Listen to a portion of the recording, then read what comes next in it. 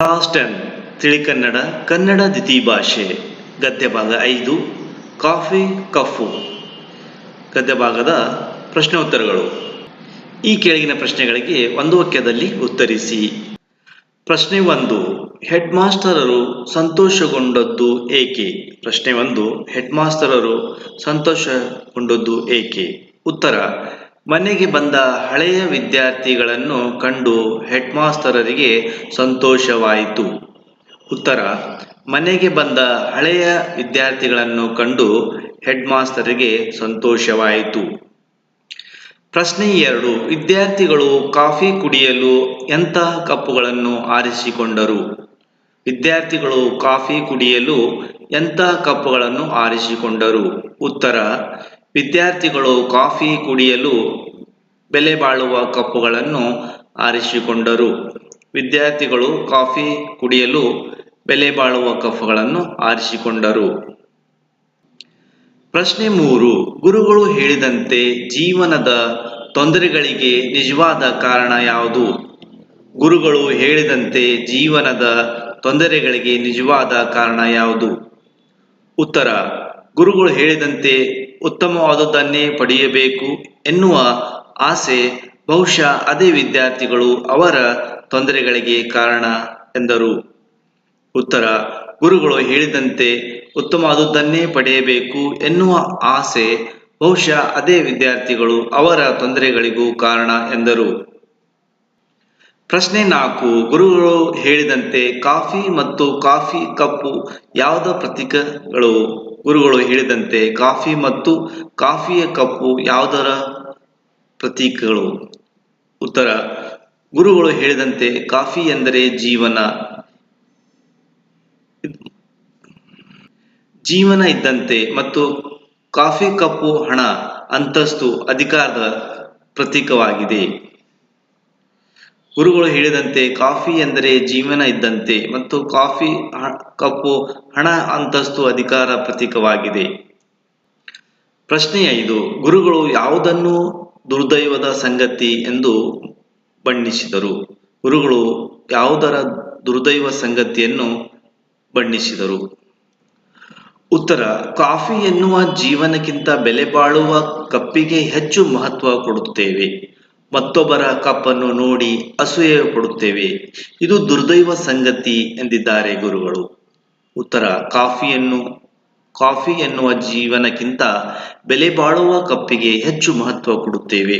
ಮತ್ತೊಬ್ಬರ ಕಪ್ಪನ್ನು ನೋಡಿ ಅಸೂಯೆ ಪಡುತ್ತೇವೆ. ಇದು ದುರ್ದೈವ ಸಂಗತಿ ಎಂದಿದ್ದಾರೆ ಗುರುಗಳು.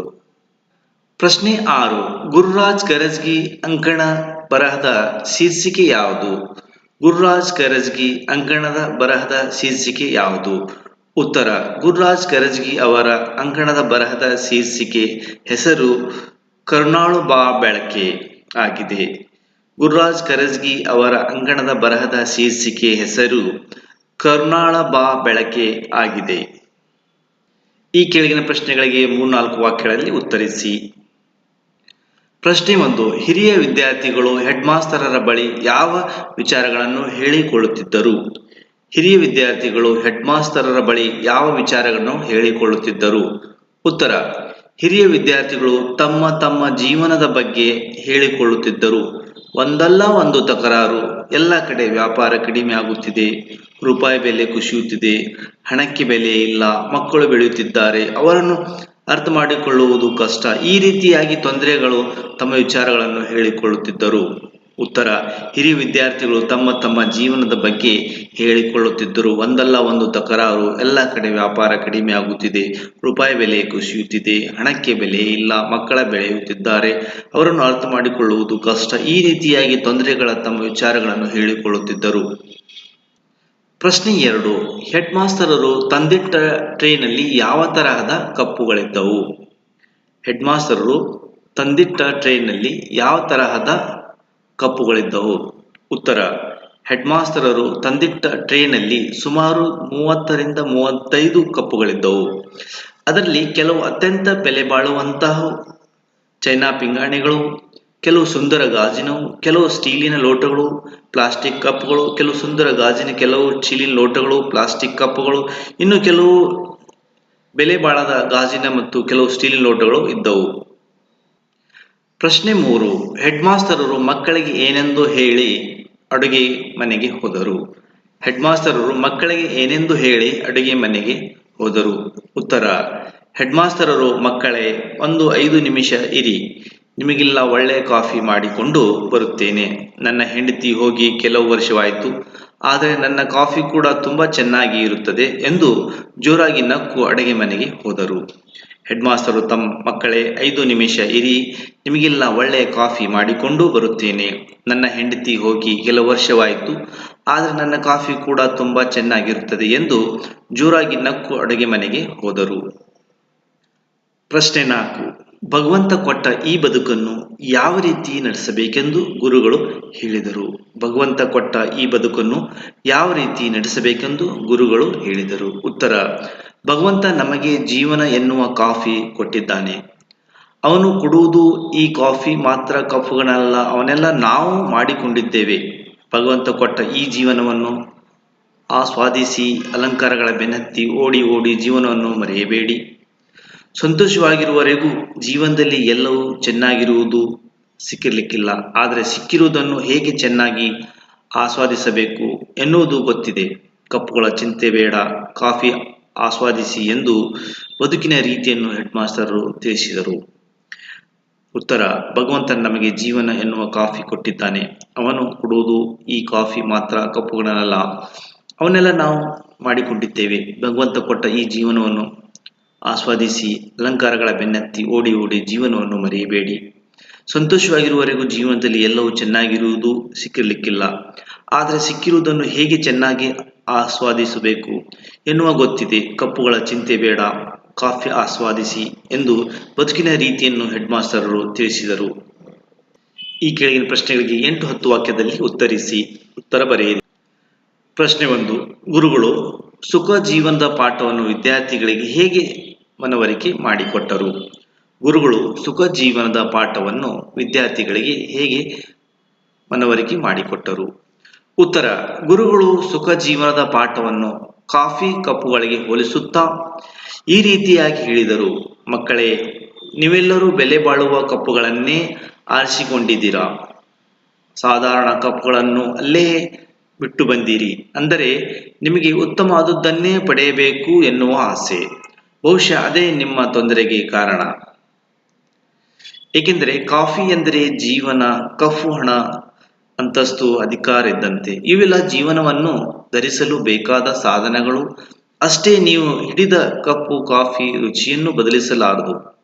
ಆದರೆ ದುರ್ದೈವವೆಂದರೆ ನಾವು ಕಾಫಿಗಿಂತ ಕಪ್ಪಿಗೆ ಹೆಚ್ಚು ಮಹತ್ವ ಕೊಡುತ್ತೇವೆ.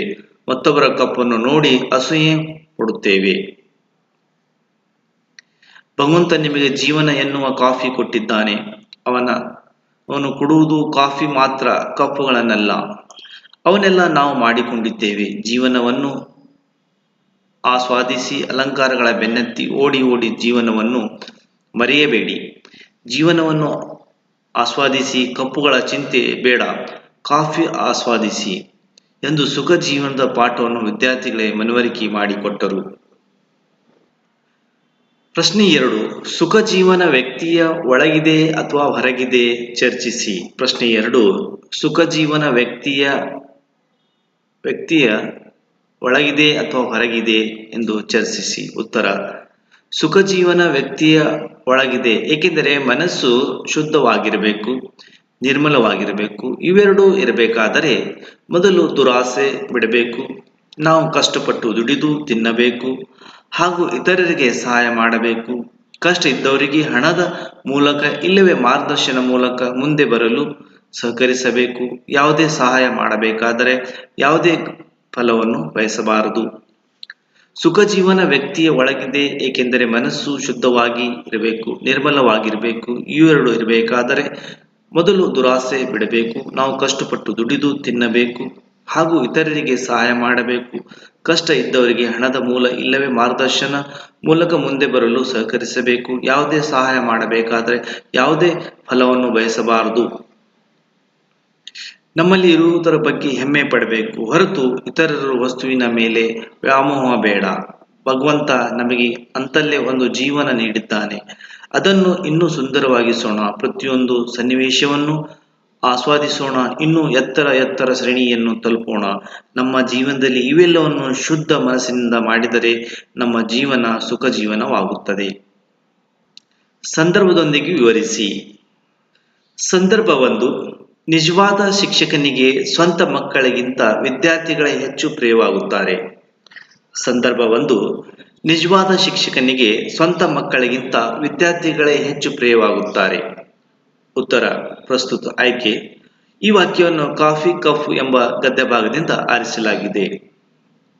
ಸಂದರ್ಭ, ಹಳೆ ವಿದ್ಯಾರ್ಥಿಗಳು ತಮ್ಮ ಹೆಡ್ ಮಾಸ್ಟರ್ ಮನೆಗೆ ಹೋದರು. ಅವರು ನಿವೃತ್ತಿಯಾಗಿ ಎಷ್ಟು ವರ್ಷಗಳಾದರೂ ಹಳೆ ವಿದ್ಯಾರ್ಥಿಗಳನ್ನು ಕಂಡು ತುಂಬಾ ಸಂತೋಷ ಆಗುತ್ತದೆ. ಅವರಿಗೆ ಸ್ವಂತ ಮಕ್ಕಳಿಗಿಂತ ವಿದ್ಯಾರ್ಥಿಗಳೇ ಹೆಚ್ಚು ಪ್ರಿಯರಾಗುತ್ತಾರೆ. ವಿಶೇಷತೆ, ಗುರುಗಳು ತಂದೆಯ ಸ್ಥಾನದಲ್ಲಿ ನಿಂತು ನಮಗೆ ಮಾರ್ಗದರ್ಶನ ನೀಡುತ್ತಾರೆ, ಬದುಕಿನ ಪಾಠ ಕಲಿಸುತ್ತಾರೆ, ವಿದ್ಯಾರ್ಥಿಗಳ ಯಶಸ್ಸನ್ನು ಬಯಸುತ್ತಾರೆ. ಈ ಕಾರಣ ಸ್ವಂತ ಮಕ್ಕಳಿಗಿಂತ ವಿದ್ಯಾರ್ಥಿಗಳೇ ಅವರಿಗೆ ಹೆಚ್ಚು ಪ್ರಿಯರಾಗುತ್ತಾರೆ. ಸಂದರ್ಭ ಎರಡು, ನನ್ನ ಕಾಫಿ ಕೂಡ ತುಂಬಾ ಚೆನ್ನಾಗಿರುತ್ತದೆ. ಸಂದರ್ಭ ಎರಡು, ನನ್ನ ಕಾಫಿ ಕೂಡ ತುಂಬಾ ಚೆನ್ನಾಗಿರುತ್ತದೆ. ಉತ್ತರ ಆಯ್ಕೆ. ಪ್ರಸ್ತುತ ಈ ವಾಕ್ಯವನ್ನು ಕಾಫಿ ಕಪ್ ಎಂಬ ಗದ್ಯ ಭಾಗದಿಂದ ಆರಿಸಲಾಗಿದೆ. ಸಂದರ್ಭ, ಹಿರಿಯ ವಿದ್ಯಾರ್ಥಿಗಳು ಹೆಡ್ ಮಾಸ್ಟರನ್ನು ನೋಡಲು ಅವರ ಮನೆಗೆ ಹೋದಾಗ ಹೆಡ್ ಮಾಸ್ಟರರು ಅವರನ್ನು ಕುಳಿತುಕೊಳ್ಳಲು ಹೇಳಿ ಕಾಫಿ ಮಾಡಲು ಒಳಗೆ ಹೋಗುತ್ತಾರೆ. ಅವರಿಗೆ ಹೆಂಡತಿ ತೀರಿ ಹೋಗಿರುತ್ತಾರೆ. ಆಗ ಆ ಮೇಲಿನ ಮಾತನ್ನು ಹೆಡ್ ಮಾಸ್ಟರರು ವಿದ್ಯಾರ್ಥಿಗಳಿಗೆ ಹೇಳುತ್ತಾರೆ. ವಿಶೇಷತೆ, ಹೆಡ್ ಮಾಸ್ಟರ್ಗೆ ವಿದ್ಯಾರ್ಥಿಗಳನ್ನು ಕಂಡರೆ ಸ್ವಂತ ಮಕ್ಕಳಿಗಿಂತ ಹೆಚ್ಚು ಪ್ರೀತಿ, ಒಡನಾಟ, ಬಾಂಧವ್ಯವನ್ನು ನಾವಿಲ್ಲಿ ಕಾಣಬಹುದು. ಸಂದರ್ಭ ಮೂರು, ನೀವೇ ಕಾಫಿ ಹಾಕಿಕೊಳ್ಳಿ ಆಮೇಲೆ ಕುಳಿತು ಮಾತನಾಡೋಣ. ಸಂದರ್ಭ ಮೂರು, ನೀವೇ ಕಾಫಿ ಹಾಕಿಕೊಳ್ಳಿ ಆಮೇಲೆ ಕುಳಿತು ಮಾತನಾಡೋಣ. ಉತ್ತರ ಪ್ರಸ್ತುತ ಆಯ್ಕೆ. ಈ ವಾಕ್ಯವನ್ನು ಕಾಫಿ ಕಪ್ ಎಂಬ ಗದ್ಯ ಭಾಗದಿಂದ ಆರಿಸಲಾಗಿದೆ. ಸಂದರ್ಭ, ಹಿರಿಯ ವಿದ್ಯಾರ್ಥಿಗಳು ಬಿಸಿ ಬಿಸಿ ಕಾಫಿಯನ್ನು ತಂದು ಒಂದು ಪಾತ್ರೆಯಲ್ಲಿ ಇಡುತ್ತಾರೆ. 30ರಿಂದ 35 ಕಾಫಿ ಕಪ್ಗಳನ್ನು ಸಹ ಇಡುತ್ತಾರೆ. ಇಟ್ಟು ಈ ಮೇಲಿನ ಮಾತನ್ನು ಹೇಳುತ್ತಾರೆ. ವಿಶೇಷತೆ, ಹೆಡ್ ಮಾಸ್ಟರು ಪ್ರತಿಯೊಬ್ಬ ವಿದ್ಯಾರ್ಥಿಗಳಿಗೆ ಒಂದೊಂದು ಸಮಸ್ಯೆ ಇರುತ್ತದೆ.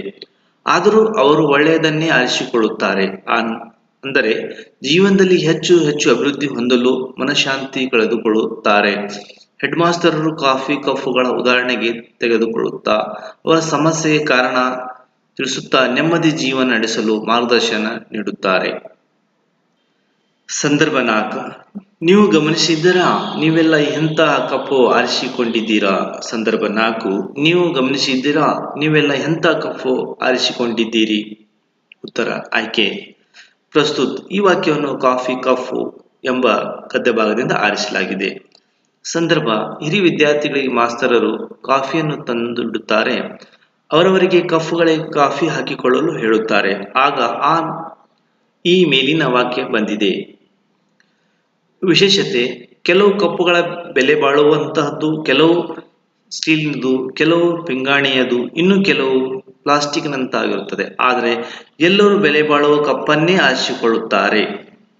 ಅಂದರೆ ಎಲ್ಲರೂ ಉತ್ತಮವಾದದ್ದನ್ನೇ ಪಡೆಯಬೇಕು ಎನ್ನುವ ಆಸೆ. ಆದರೆ ಈ ಆಸೆ ತೊಂದರೆಗೆ ಕಾರಣ ಎಂದು ಕಾಫಿ ಜೀವನವನ್ನು ಕಪ್ಪು ಹಣ, ಆಸೆ, ಅಧಿಕಾರಕ್ಕೆ ಹೋಲಿಸಿದ್ದಾರೆ. ಹೋಲಿಸಿ ಜೀವನ ಮಾರ್ಗವನ್ನು ವಿದ್ಯಾರ್ಥಿಗಳೇ ತಿಳಿಸಿಕೊಡುತ್ತಾರೆ. ಪ್ರಶ್ನೆ. ಸಂದರ್ಭ 5, ಭಗವಂತ ನಿಮಗೆ ಜೀವನ ಎನ್ನುವ ಕಾಫಿ ಕೊಟ್ಟಿದ್ದಾನೆ. ಸಂದರ್ಭ 5, ಭಗವಂತ ನಿಮಗೆ ಜೀವನ ಎನ್ನುವ ಕಾಫಿ ಕೊಟ್ಟಿದ್ದಾನೆ. ಉತ್ತರ ಪ್ರಸ್ತುತ ಆಯ್ಕೆ. ಈ ವಾಕ್ಯವನ್ನು ಕಾಫಿ ಕಪ್ ಎಂಬ ಗದ್ಯ ಭಾಗದಿಂದ ಆರಿಸಲಾಗಿದೆ. ಸಂದರ್ಭ, ಹಿರಿಯ ವಿದ್ಯಾರ್ಥಿಗಳು ತಮ್ಮ ತೊಂದರೆಗಳನ್ನು ಹೆಡ್ ಮಾಸ್ಟರ್ಗೆ ಹೇಳುವಾಗ ಮಾಸ್ತರರು ಈ ಮಾತನ್ನು ಹಿರಿಯ ವಿದ್ಯಾರ್ಥಿಗಳಿಗೆ ಹೇಳುತ್ತಾರೆ. ವಿಶೇಷತೆ, ಭಗವಂತ ಎಲ್ಲರಿಗೂ ಒಂದೊಂದು ಜೀವನ ಕೊಟ್ಟಿರುತ್ತಾನೆ. ಆದರೆ ಮನುಷ್ಯ ಅದಕ್ಕೆ ಸಂತೃಪ್ತಿ ಪಡೆಯದೆ ಬೇರೆಯವರ ಹತ್ತಿರ ಇರುವುದಕ್ಕೆ ಆಸೆ ಪಡುತ್ತಾನೆ. ಹಣ, ಅಂತಸ್ತಿನ ಗಳಿಕೆ, ಅಧಿಕಾರ ಗಳಿಕೆ ಹಂಬಲಿಸಿ ಮನಃಶಾಂತಿ ಕಳೆದುಕೊಳ್ಳುತ್ತಾನೆ. ಕಾಫಿ ಎಂದರೆ ಸುಂದರ ಜೀವನ, ಕಪ್ಪು ಹಣ, ಆಸೆ, ಅಂತಸ್ತು ಆಗುತ್ತದೆ. ಕಾಫಿ ಒಂದೇ ರುಚಿ, ಕಪ್ಪು ಬದಲಾದರೆ ಕಾಫಿಯ ರುಚಿ ಬದಲಾಗುವುದಿಲ್ಲ. ಅದಕ್ಕಾಗಿ ಹೆಡ್ ಮಾಸ್ಟರ್ ವಿದ್ಯಾರ್ಥಿಗಳಿಗೆ ಭಗವಂತ ನಿಮಗೆ ಜೀವನ ಎನ್ನುವ ಕಾಫಿ ಕೊಟ್ಟಿದ್ದಾನೆ ಎಂದಿದ್ದಾರೆ.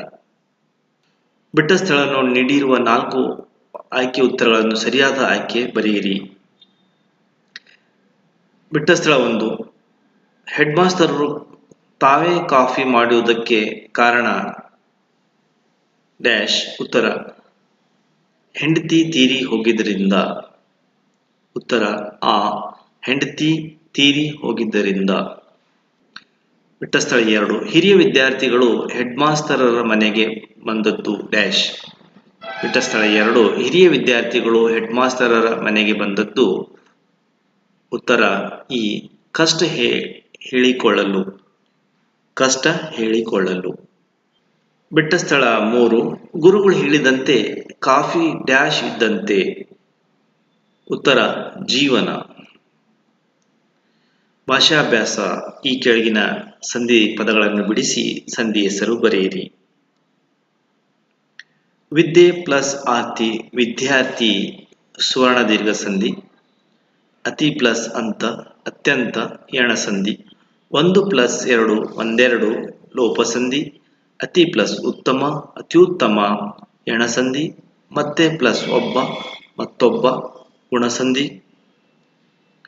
ಇವುಗಳಿಗೆ ವಿರುದ್ಧಾರ್ಥ ಪದ ಬರೆಯಿರಿ. ಹಳೆಯ ಹೊಸದು, ಆಸೆ ನಿರಾಸೆ, ಸಂತೋಷ ದುಃಖ, ರುಚಿ ಅರುಚಿ, ಸಾಧಾರಣ ಅಸಾಧಾರಣ. ಈ ಕೆಳಗಿನ ಪದಗಳಿಗೆ ತತ್ಸಮ ತದ್ಭವ ರೂಪ ಬರೆಯಿರಿ. ವರ್ಷ ವರುಷ, ಸಂತೋಷ ಸಂತಸ, ಶಾಲೆ ಸಾಲೆ, ಆಸೆ ಆಶೆ. ಈ ಕೆಳಗಿನ ಪದಗಳು ಸ್ವಂತ ವಾಕ್ಯದಲ್ಲಿ ಬಳಸಿ ಉತ್ತರ ಬರೆಯಿರಿ. ಸಂತೋಷ. ನಮ್ಮ ಭಾರತ ಕ್ರಿಕೆಟ್ನಲ್ಲಿ ವರ್ಲ್ಡ್ ಕಪ್ ಅನ್ನು ಗೆದ್ದುದರಿಂದ ನನಗೆ ಅತಿಯಾಗಿ ಸಂತೋಷವಾಗಿದೆ. ದುರ್ದೈವ. ನಮ್ಮ ಸ್ನೇಹಿತರ ತಂದೆ ದುರ್ದೈವದಿಂದ ವಿಧಿವಶರಾದರು. ಆಸ್ವಾದಿಸು. ಭಗವಂತನು ಕೊಟ್ಟ ಈ ಸುಂದರವಾದ ಜೀವನವನ್ನು ಎಲ್ಲರೂ ಆಸ್ವಾದಿಸಬೇಕು. ಅಧಿಕಾರ. ನಮ್ಮ ಅಧಿಕಾರವನ್ನು ಯಾರ ಮೇಲೂ ಚಲಾಯಿಸಬಾರದು. ಮೊದಲೆರಡು ಪದಗಳಿಗೆ ಸಂಬಂಧಿಸಿದ ಮೂರನೇ ಪದಕ್ಕೆ ಸಂಬಂಧಿಸಿದಂತೆ ಪದವನ್ನು ಬರೆಯಿರಿ. ಕಫು ಲೋಟ ಹೆಡ್ ಮಾಸ್ಟರ್ ಕಾಫಿ. ಸರಮಾಲೆ ಜೋಡಿ ನುಡಿ ಬಿಸಿ ಬಿಸಿ ತಿರುಪ್ತಿ. ಮಕ್ಕಳ ನಾಮಪದ ಹೋದರು ಅನ್ವರ್ಥ ನಾಮ. ಮತ್ತೊಬ್ಬ ಲೋಪಸಂಧಿ ಅತ್ಯಂತ ಆದೇಶ ಸಂಧಿ. ಜೀವನದಲ್ಲಿ ಸಪ್ತಮಿ ವಿಭಕ್ತಿ, ರುಚಿಯನ್ನು ದ್ವಿತೀಯ ವಿಭಕ್ತಿ. Thank you for watching and subscribe. ಈ ವಿಡಿಯೋವನ್ನು ಎಲ್ಲ ವಿದ್ಯಾರ್ಥಿಗಳಿಗೆ ಶೇರ್ ಮಾಡಿ. ಸೊ ಪ್ರತಿ ವರ್ಷ ಎಕ್ಸ್ಪರ್ಟ್ ಕರಿಯರ್ ಅಕಾಡೆಮಿನಲ್ಲಿ summer vacation and regular class admission open ಆಗುತ್ತವೆ. ಸೊ ಎಕ್ಸ್ಪರ್ಟ್ ಕರಿಯರ್ ಅಕಾಡೆಮಿ ವಿಳಾಸ ಸೈನಿಕ್ ಸ್ಕೂಲ್ ಮೊದಲನೇ ಗೇಟ್ ಹತ್ತಿರ, Vijaypur. So summer vacation class and regular class. So English medium, Kannada medium 10th class and 9th class, 8th class, 7th class, 6th class, 5th class, 4th class, and all competitive exam Navodaya Sainik Kittur available for admission. PUC first, second, arts, commerce, science, all class coaching available. Expert Career Academy Vijayapur, Sainik School, Modalenge Tattira, Vijayapur. Admission are open.